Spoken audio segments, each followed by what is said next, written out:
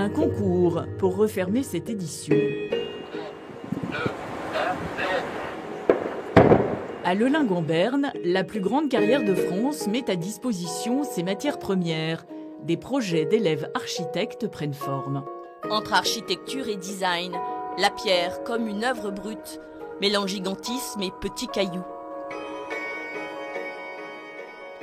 Fusion, le mariage entre la matière naturelle et la matière transformée, l'une des 3 œuvres primées cette année et imaginées par ce jeune duo venu de Mulhouse. La fusion des 2 matières a été faite, c'est super intéressant de voir que ça fonctionne. Je suis content du contraste aussi entre la pierre et le béton.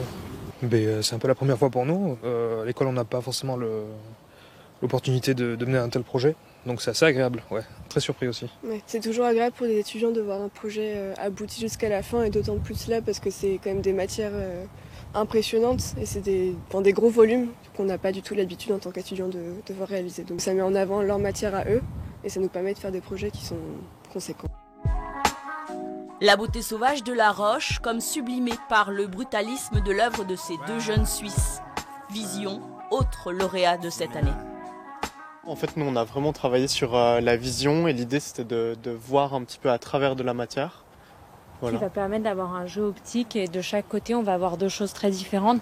Et là, quand on va regarder de ce côté-ci, on va avoir une vision très précise qui va être sur Harmonie, une autre œuvre qui avait été réalisée pour le concours. Et lorsqu'on va regarder de l'autre côté, on aura une vision plus globale en fait qu'on voulait sur la campagne.